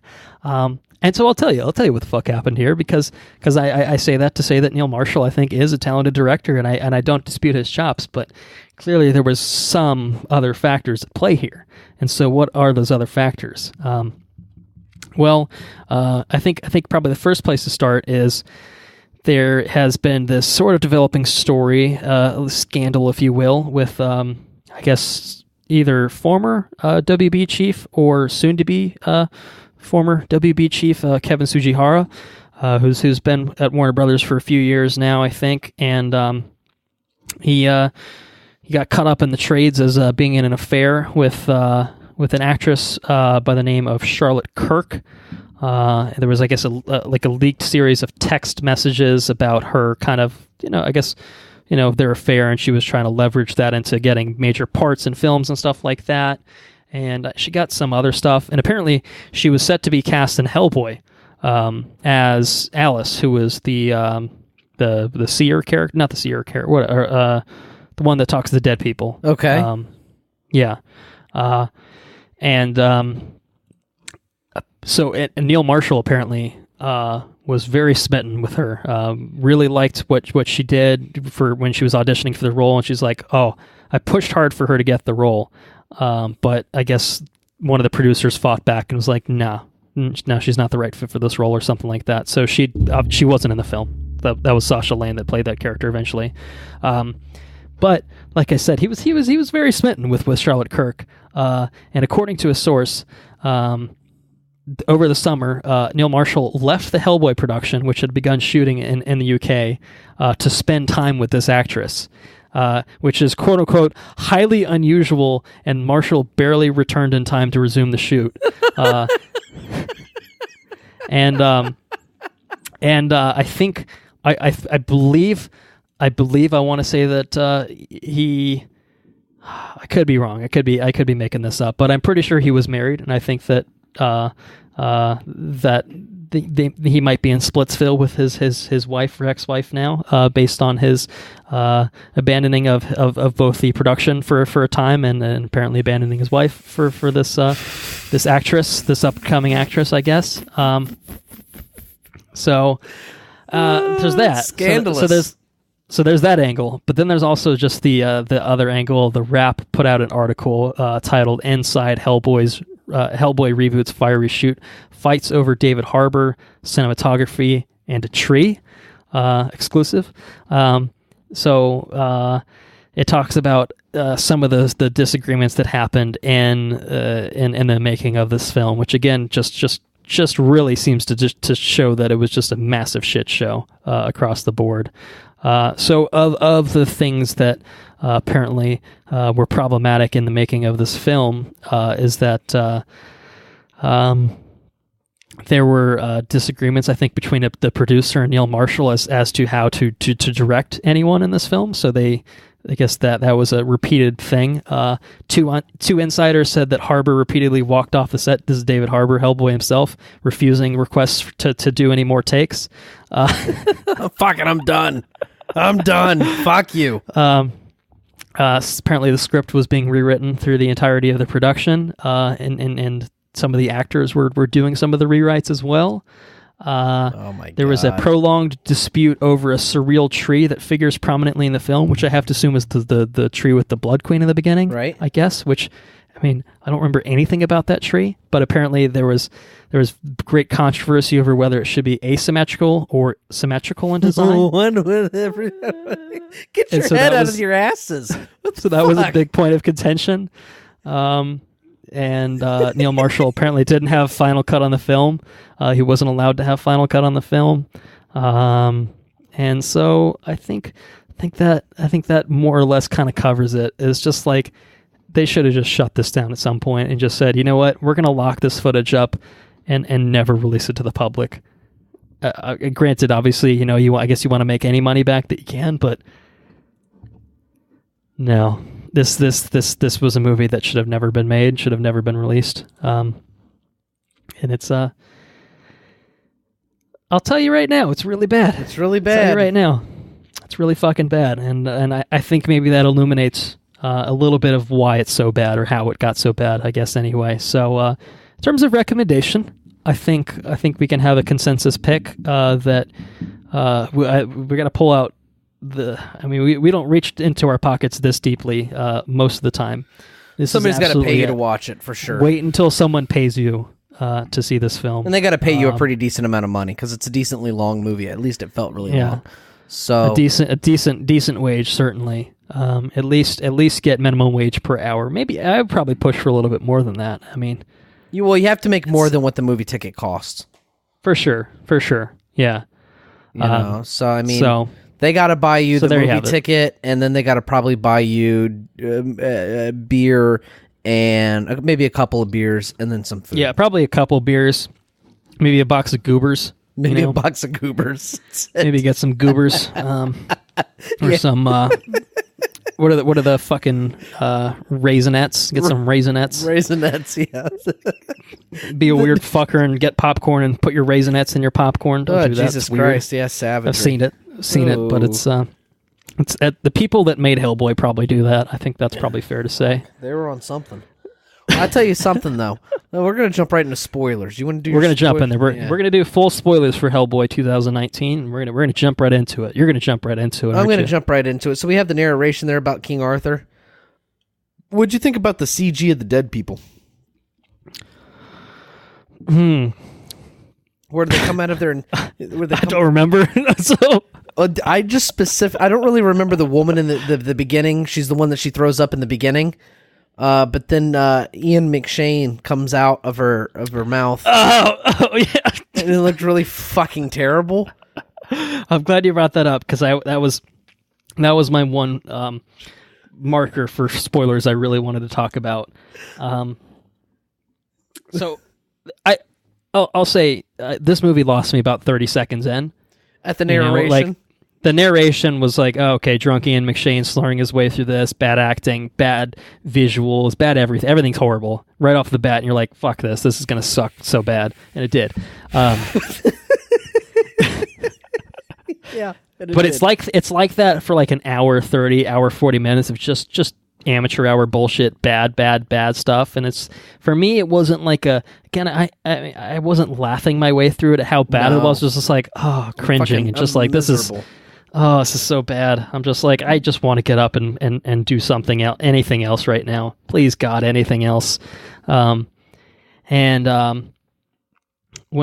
fucking Iain McShane pops out of that chick's mouth, it broke me. It broke me, dude. That was the first time in this movie.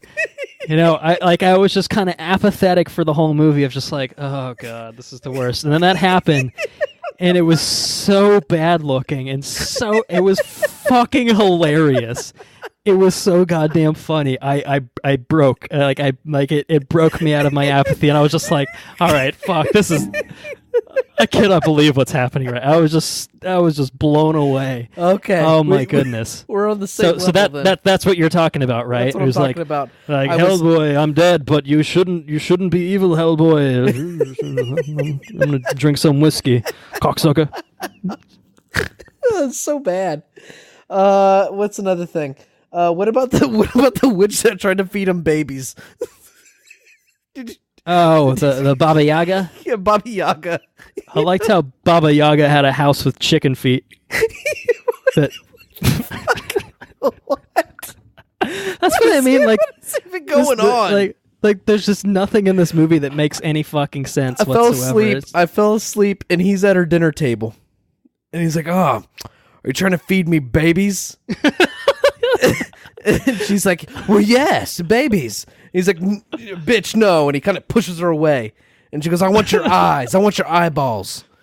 I'll give you my eyeball. Well, I'm going to kiss you right now. And she licks his face. Mm-hmm. And then he drops out of the fucking chicken house into the boardroom for the headquarters of the thing.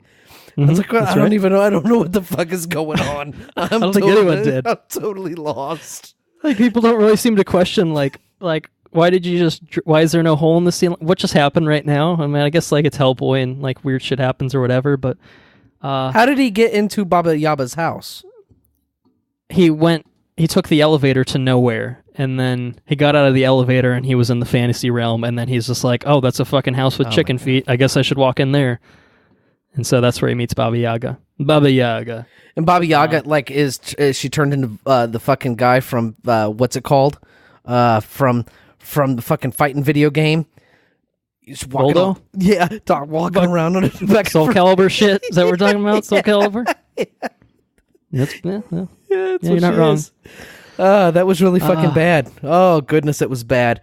You got the giant demon things that are just splitting people on axes and just like pinch that guy's face off. And like they show up for like 5 seconds. And then they're like, yeah, we're going to fucking tear everyone in half. And then they just get sucked back into the earth in like a minute's screen time. I'm just like, what? What's even happening right now? What's going on? What's going on in this fucking movie? What's going on in this fucking movie? I liked when the whole scene where they go hunting giants. I was just like,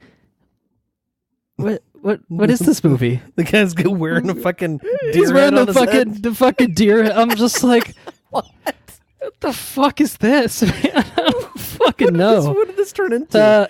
I woke up to them riding the horses just before he was stabbed in the back with the spear. The whole thing with the I don't think he was a minotaur, but like the minotaur looking thing, like he's just like, fuck this, man. I'm like fucking I'm gonna get the fucking blood queen, blah blah blah. I'm like, what? You're talking about the guy that he was the baby, but then he was the baby, and then he put was the horseshoe on stunted him or something like that, and I was just, he turned into like a walking pig. Yeah, I'm like, what are we watching? What is what the fuck is any of this? And she shrunk him down, and then he shrunk him down, and then he exploded. Yeah, that's right. Fuck, man. We had Lobster Johnson, the flashback with Lobster Johnson. Just like Lobster Johnson. Brandon, he brands that guy's head. What the fucking Nazi hunter, Lobster Johnson. Dude. No. My favorite part. Fucking Merlin. When he fucking meets Merlin.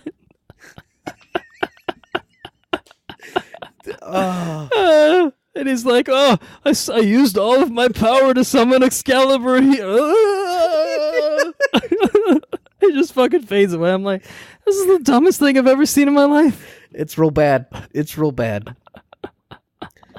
I can't believe 2 hours of my one day off went to this piece of shit movie. I have one day to fucking enjoy my day, and this is what I the thing is, I went up to campus. I was working on stuff, prepping for exams, and I'm like, all right, night's almost over. I'll go watch Hellboy and slide on home. And I'm like, I should have just fucking stayed on campus and worked for another 2 hours. I'm like, I never thought I'd say those words, but good God.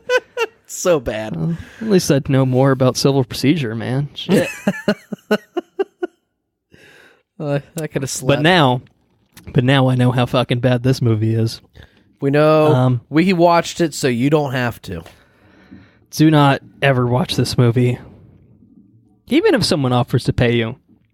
It really depends on the sum. Yeah, it's got to be a considerable sum. At least $50. I'd say at least $50. Or, yeah, $50. At least. $50 would do it. I'd go watch it for $50. Yeah, if it was the first time watching it, I would have for sure done it for $50. I don't think I'd watch it again for $50. Maybe 100, couple hundred-ish. Yeah. Man, I could do something, buy a couple games, buy a few movies with that, make up for your 2 hours with like 5 free movies or something like that. So $50 an worthwhile. hour is your price. $50 an hour, maybe. Yeah, I think that's my going rate for Hellboy 2019. Jesus Christ. Anyways, what have you been up to, man? I'm done talking about it. I need to forget about this experience. Yeah. Well, I Game of Thrones, obviously. Definitely a bit of Game of Thrones, except for the new season, but I'm going to watch that soon. I'm going to watch the new episode soon. I would like to talk about something very exciting that happened yesterday, which I talked to you briefly about on the phone. I fanboyed a little bit to you on the phone because I was excited. I was excited to talk about it. I didn't get a chance to go to Star Wars Celebration, but I did get a chance to go to another con. I went to the Great Philadelphia Comic Con, which was kind of in one of the suburbs of Philadelphia. It was a little bit of a drive to get out there, but I went for a very specific reason. I only went one day. I went on the Sunday. And I went because they were having a panel featuring several cast members from The Expanse. I think collectively one of our favorite shows, if I had to guess. One of our favorite shows on current television, yes. One that I'm a season behind on, which I didn't come up throughout the day. I'll say that now. They had I think it was called I forget what the panel was, like the mosaic of diversity, and so it was really talking about the diversity in the show in terms of the casting, in terms of the characters, in terms of how that relates back to modern political themes, sociological themes, and stuff like that. It was really, really fascinating, and it was with Frankie Adams, who plays Bobby Draper, Gunny on The Expanse, Dominique Tipper, who plays Naomi Nagata, Mm-hmm. and Kara G, who plays fucking Kamina Drummer, love drummer, and with Kaz Anvar, who plays Alex Kamal, the pilot, the Martian Texan. Okay. Sort of. So those were the panel members, and was moderated by Anjali Bhimani, who is actually the voice actress for Symmetra in Overwatch. That's interestingly cool. enough. And like I said, it was a great panel. I thought it was really, really brilliant. It was nice. It was a small con, not a lot of people there, so I was able to get in like the third or fourth row, sitting right in the middle. So I had a great view of everyone, and I had a great time. I also, I guess I'll mention it. I got there early to get a good spot. I probably didn't need to, as it turned out, but I got there early and watched the tail end of Anson Mount's panel, who is Blackagar Boltagon from Inhumans, which you talked about as a point of comparison for Hellboy, and he's also Captain Pike on Star Trek Discovery, which I imagine is probably a role that people better. like him a lot more in, because that's what the bulk of the discussion was about. So I did catch that as well. I walked around a little bit, kind of did, I like to. They always have like the booth set up with the celebs and stuff like that. So I usually kind of just like to walk around and like see who's around and just be like, oh hey, I'm 10 feet away from this person or whatever. And so I was a few feet away from John Wesley Shipp, who is Jake Garrick, or Barry's dad on The Flash. Rose McIver, who plays Liv Moore on iZombie. It's like 10 feet away from Jack Gleason, who plays fucking Joffrey Baratheon on Game of Thrones. And how was his line? Were people lining up to take fucking photos of that guy? Honestly, it was one of the least busy cons I've ever been to. You could pretty much just kind of walk up and I mean, it's one of those things like they want you to buy photo ops and they want you to buy autographs and stuff like that. I don't think they want you to just totally loiter and just kind of do your thing. But I loitered a little bit. So I found, I went around and looked at the art and stuff like that. I always like to look at the art. It's one of my favorite things to do at the con. Probably, I know we did that a lot at Celebration. Yeah. We spent lots of monies on some really cool art at Celebration. And so I found a guy that was selling an Expanse print, which I thought looked really fucking cool because, the Expanse, like, there's no merchandise. They don't put any merch. Like, Sci-Fi sent that thing to die, and then they canceled it, and they're like, well, I guess I can't believe no one watches this show we don't promote. I'm like, yeah, but you fucking, it's like... So Amazon obviously, was the savior, came in, picked it up, and so the hope, I think, is that Amazon will do a lot more with the show because they seem to really be proud of it, as in a way that Sci-Fi was embarrassed by it, and we're like, we're known for our shitty stuff. We're not allowed to have good stuff. Get rid of that. Get rid of that. We don't want that. So I saw this print, was really cool. I talked to the artist for a little while. He was a really cool dude. Had some great work. I bought the print, and he showed me he had gotten it signed by all the cast that was there, and I was just like, fuck, that's awesome. I would totally do that, except I'm like broke and shit. So because it would have been $40 a pop for each of the actors to get it autographed, and I'm like, I don't need to spend $200 to get my print signed. Like, it would be cool and all if I had that sort of spare income, but I don't. And so I was just like, yeah, I'd like to go get it signed. I was just talking to him, but I just don't think I can. And he's just like, well, he might be able to just kind of go over there and talk to him if nothing else. And so I kind of was just like, well, I guess I'll wander over there and see what happens. And so there wasn't any line. Kaz was in the middle of an interview, so I didn't get a chance to talk to him at all. But all three ladies were just kind of just chilling at their booths. Chilling with the Expanse bays. So I went over there and chilled a little bit with the Expanse bays, and well, they are pretty bay in person. I'll tell you that. I've already had a crush. It's so weird. Like, Kara G looks totally different in character as drummer than she does in person. Like, legit could pass for two different people. But and Frankie Adams is very tall. I will say that. I think she might be. I don't know if she's quite 6 feet tall, but I was able to just kind of go up and I talked to them. I was just, they usually have someone that works at the con, and I was just like, hey, I don't really want to buy an autograph, but is it all right if I just go up and say hi and, thank them for coming? And so they let me do that. And so I went over and talked to them for a few minutes, mostly just about the show and stuff like that. I talked with them about the books and kind of how they prepare for their roles and stuff like that. And it's interesting because like Drummer in particular is a character that wasn't introduced, I think, until book 4 or 5, but they brought her into the show a lot earlier, and they've incorporated aspects of her. They've incorporated aspects of other characters from the books into her character. So it was interesting to kind of get into an actor's headspace there and to see how they kind of translate book role to their show. And, it was a little bit of a fuck sci-fi in there kind of thing, which was nice. And, they all seemed really excited for like the move to Amazon. So it was cool. It was a really cool experience. I don't really interact with the celebrity types very often. And, and like The Expanse isn't, it's a little bit different than maybe trying to go up and talk to fucking, Game of Thrones stars or anything like that. Like The Expanse still seems like a very niche kind of show, even though maybe it shouldn't be.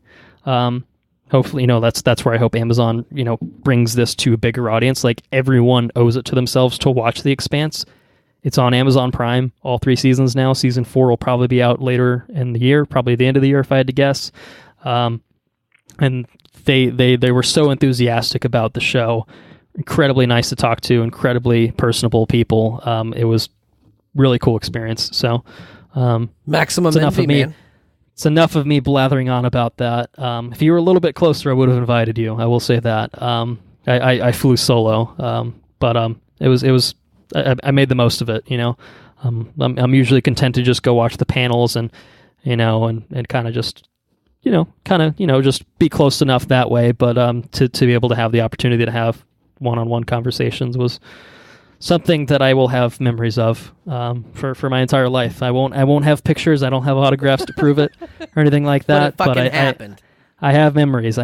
So I did see Arya Stark at a Comic-Con once shopping for comic books. Took a picture of her. See, it's cool, right? It's just like, hey, cool. It's fucking Maisie Williams, just fucking Maisie Williams and about. I didn't have a one-on-one conversation with her because she had this big-ass bodyguard. Yeah, big-ass bodyguard. Well, that's the thing. It's like the Game of Thrones people have big-ass bodyguards. The Expanse people are like, we're just chilling. Just chilling here. So that's kind of nice, but that's really all I have to say. I think I've said enough on that. It was awesome. It was awesome. What have I done? What have I done lately? So what have you done? I don't know. What have you done? So I blitzed through season 5 of Game of Thrones. Yep. I also blitzed through half of season 6. Oh wow. You're fucking going for it. All right. I was going for it because I was really pissed off that I were you trying to really like catch up in time before you started again? Yeah. Like the new stuff? Because I've already resigned myself. I'm like, it's not happening. Like I'll just have to go want the alternating. Jarring feeling that I'm feeling because I watched the season 8 premiere. It's a little whiplash kind of going back and forth. Yeah, it's a little jarring. So I'm hoping that I can find the time to try to burn through most of it through at least by the next episode or 2. Yeah, exactly. It's exactly what I'm trying to do. We'll see what I'm capable of doing. But I'm halfway through season 6. So if I had the time, I would gladly try to keep pace with you. I cannot do that. Yeah. There's no goddamn way. So, but we'll get our episodes done at some point, certainly. But you watch at your own pace, you do your own thing, and we'll figure it out on the back end. So, aside from that, I don't think I've watched any movies here recently besides fucking Hellboy. I prefer not to talk about that. We saw anymore. Hellboy. Yeah, it's a fucking terrible movie. In case you guys forgot, Hellboy. Yeah, still bad. So that's pretty much all I've been up to, man. I went to a hockey game. Lightning lost. That was pretty shitty. It's playoffs, right? Yeah, it's playoffs. Yeah, I spent some money to go to that game. Didn't they like set like a franchise record for wins in a season or something like that? I heard that. I feel like they've been crushing it this year. I don't pay attention to hockay much myself. Yeah, but what happened was they went to the playoffs, and then the one of the games, Kucherov got banned from an episode, or not an episode, from a game. He got barred from a game, so he can't play the next one. Kucherov's not playing. I guarantee they're going to be fucked because they were fucked the last time when I went to the game.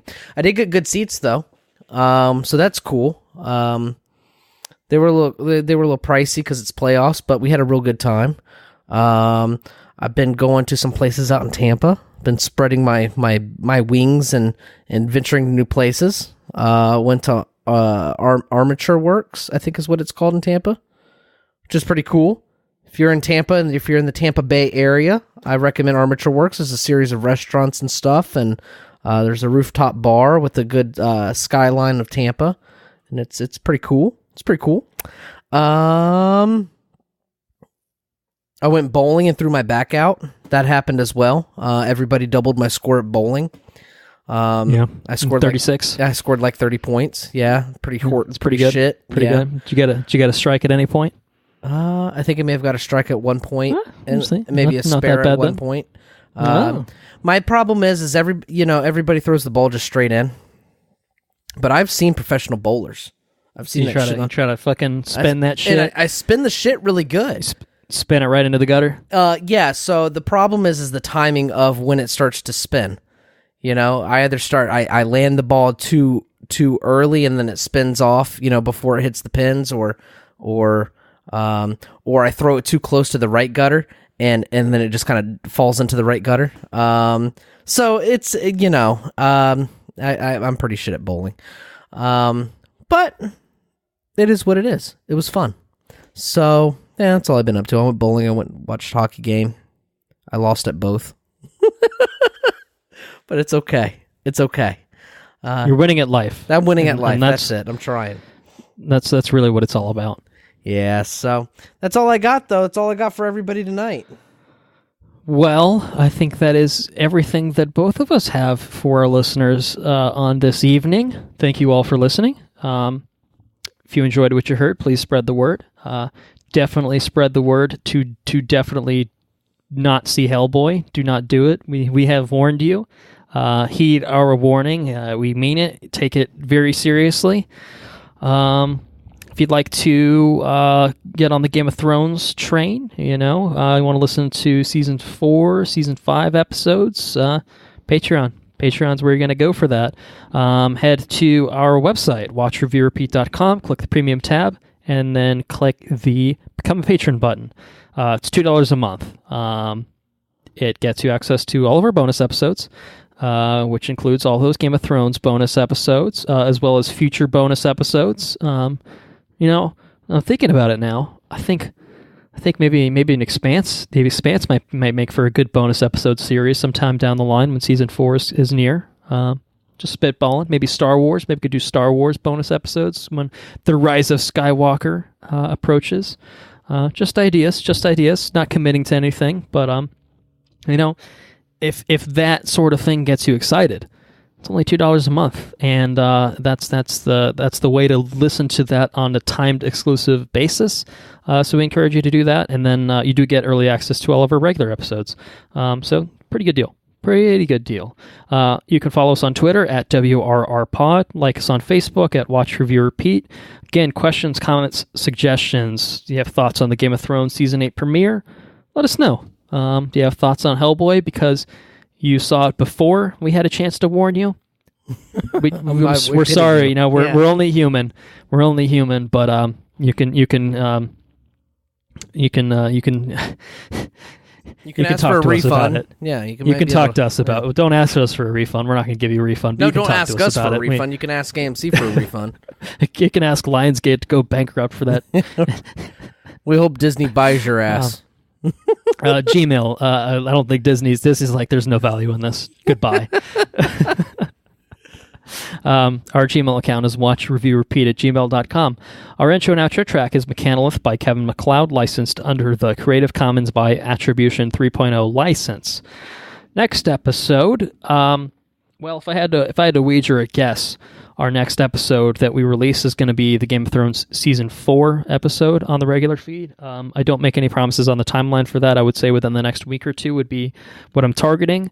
But as I mentioned, I have exams and just things coming up that are kind of going to jeopardize our regular release schedule. And as much as I love doing this, as much as I love you guys, as much as I love Andrew, they take priority over this podcast. So it actually works out well enough, I think, with the general release schedule for April. There's not much coming out next week, so we're going to go on a recording hiatus aside from Game of Thrones. until Avengers Endgame rolls around in late April. I'm not sure when we'll get a chance to record on that. I think we're going to try to get Mr. Enrique Jamie to join us, our resident Marvel expert, to come in for that. So we'll work on the timing of that. But again, I think that'll probably be the next regular episode we do sometime at the end of the month. So I would expect somewhat of an irregular release schedule over the next few weeks until I get done with everything that I need to get done with, and we can get back on track and enjoy the summer movies when they roll around. We got Avengers Endgame, Detective Pikachu, John Wick 3, Godzilla King of the Monsters, I think in late May stuff. So good stuff coming around the bend. There's lots of really good shit right around the corner. So I am ready to turn the corner, but unfortunately, not there yet. One day, soon. One day soon, I will be there. But we will leave you with that. Look forward to our Game of Thrones coverage or to our Avengers Endgame coverage, whichever you're more inclined towards. And have a good few weeks. Hopefully a better few weeks than I will. We'll catch you then. Take care now. Bye-bye then. Laters on the Minji.